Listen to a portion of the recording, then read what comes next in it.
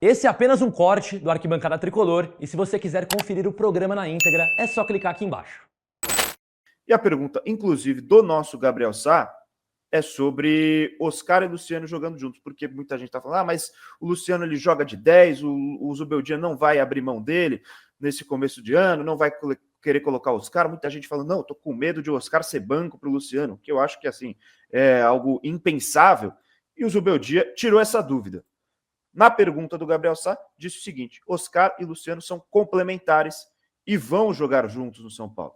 Vamos ouvir o que disse o técnico do São Paulo, Luiz Zubeldia, sobre Oscar e Luciano jogando juntos. Com a chegada do Oscar, Zubeldia, queria que você falasse um pouco como que você pensa esse ataque do São Paulo, essa parte ofensiva, e se o Oscar e o Luciano eles são concorrentes ou são complementares aí nesse ataque. Está más que claro que siempre un jugador creativo, un jugador de pase diferente, de construcción, es complementario con un jugador que vive del gol.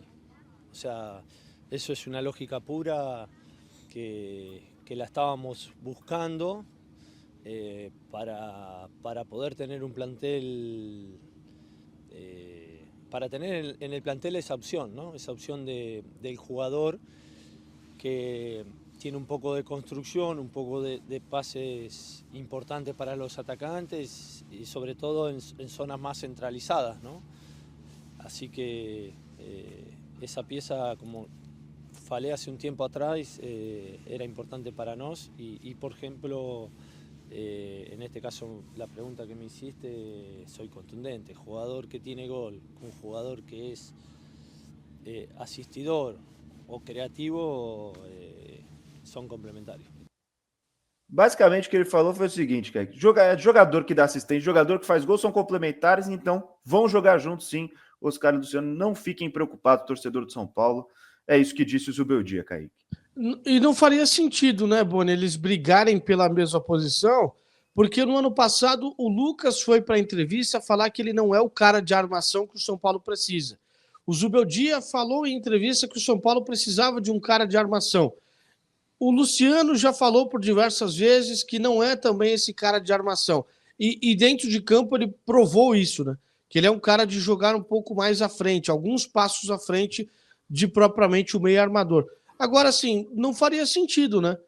Na chegada desse tão sonhado meio armador, ele brigar por posição com o artilheiro da última temporada, que se utilizado mais perto do gol, pode render, sim, bons frutos ao São Paulo. Eu acho o Luciano um jogador importante quando atua perto do gol. Quando ele sai muito da área, pega a bola, cadencia, quebra até o ritmo, muitas vezes, do meio-campo, eu não gosto das atuações dele. Agora, quando ele está perto do gol, ele é sempre um cara muito perigoso que a qualquer momento pode marcar gols para o São Paulo. Então, com a chegada desse jogador de armação, eu acho que, de fato, o Zubeldia falou tudo. São jogadores, sim, complementares, um da assistência, um da cadência, um do passe, um de achar os atacantes e o outro de empurrar a bola para o fundo da rede. Então, acho que é exatamente isso. Eu enxergo os dois como jogadores complementares mesmo. Eu estou bem ansioso para ver o Luciano esse ano, para ver como o Zubeldia vai formar esse time, porque me parece que é a oportunidade de fazer o mais próximo do que foi o Luciano com o Diniz, né? Que foi a melhor fase do Luciano pelo São Paulo, jogando numa dupla de atacantes, né? Na ocasião com o Brenner, agora possivelmente formando uma dupla com o Caleri. E aí o Oscar e o Lucas formando uma dupla de meias mais ofensivos ali. É pelo menos o que se espera nos principais jogos, né? O Zubeldia até falou também que não é possível fazer isso durante 70 jogos da temporada, né? Não é todo mundo que vai jogar a mesma quantidade de jogos, mas nos jogos principais é o ideal para esse time do São Paulo, um quarteto com Lucas e Oscar de meias, o Luciano e o Caleri formando uma dupla, e aí sim, próximo do que foi aquilo que jogou o Luciano com o Diniz ao lado do atacante Brenner. Então, eu estou bem ansioso para ver mesmo. E aí, Boni, também está a importância de você ter um jogador versátil como é o Lucas, que pode jogar centralizado, mas também pode jogar pela ponta. Porque você pode muito bem formar uma dupla de meias, né? Depois dos dois volantes, depois de Pablo Maia e Alisson, você pode formar uma dupla de meias com Oscar e Lucas e uma dupla de atacantes com Luciano e Caleri, certo? com uma mudança de uma peça, você pode mudar todo o esquema e ainda assim você manter o seu padrão de jogo sem mexer em mais nenhuma peça. E aí eu vou explicar. Com a saída do Luciano, a entrada do Ferreirinha, você pode ter os dois volantes, né, Pablo Maia e Alisson, pode ter unicamente o Oscar como um homem centralizado na armação, o Ferreirinha entrando no lugar do Luciano, né? Ele vai como homem de velocidade pela esquerda. O Lucas, que também joga centralizado, pode facilmente ser um ponta direita, pode facilmente entregar a velocidade dele e a criatividade pelo lado direito do campo, e aí a gente teria também o Calleri centralizado. Então, assim, são boas opções que o São Paulo hoje tem. É um elenco mais curto com as saídas e poucas chegadas com relação aos jogadores que saíram, mas ainda assim é um time que tem boas opções para os 11 iniciais. Tanto jogar de uma forma um pouco mais cadenciada com 2 meias, quanto explorar um pouco mais de velocidade com essa entrada do Ferreirinha. E aí não teria espaço a primeiro instante para o Luciano. Ele teria que aguardar e ele entraria numa mudança de esquema tática ou até mesmo numa briga com o próprio Calleri, de repente, nessa formação com o Lucas e o Ferreira de velocidade.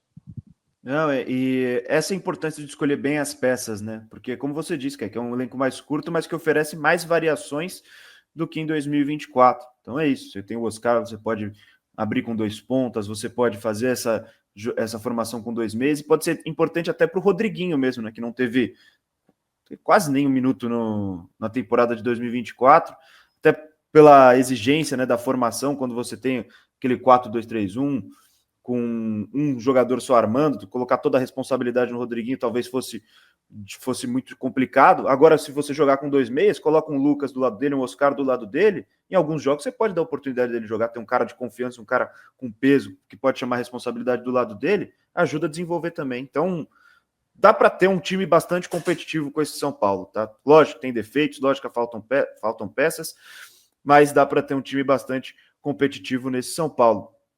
E a formação dá para manter, né? Desculpa, Boni, te cortar. Dá para manter o time competitivo na primeira metade do ano e na segunda metade do ano também tem uma janela que promete. Porque assim, o Wendel já está fechado e pode chegar até o meio do ano. E tem um outro jogador que, se a gente analisar o histórico das negociações num passado não tão recente assim, a gente entende que é um jogador que está perto de reforçar o São Paulo. De repente, a gente pode até considerar como um jogador que vai vestir a camisa do São Paulo, que é o Thiago Mendes. Porque o Thiago Mendes esteve em Itaquera para poder acompanhar o clássico majestoso, mesmo o São Paulo jogando fora de casa, foi até lá com os representantes. Teve uma reunião no CT da Barra Funda com dirigentes do São Paulo.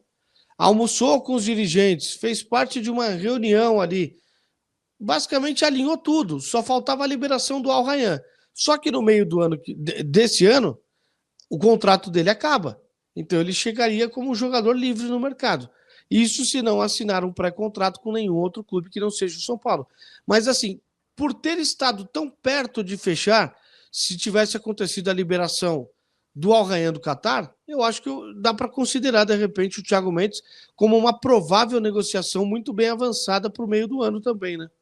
Sim, completamente. Então vamos ver também. Eu acho que o São Paulo pode ter esse time competitivo no primeiro semestre e justamente essa talvez chegada do Thiago Mendes, ainda não é informação, mas é algo que a gente entende como provável, talvez até suprir uma saída do Pablo Maia, né, caso haja uma negociação. O Pablo Maia, que é sempre muito visado pelo futebol europeu, vamos ver quando ele vai voltar também da lesão nesse primeiro semestre, mas se voltar bem, imagino que muita gente vai estar de olho nele. Então vamos observar, e mercado da bola é justamente o tema da próxima fala de Luiz Ubeldia.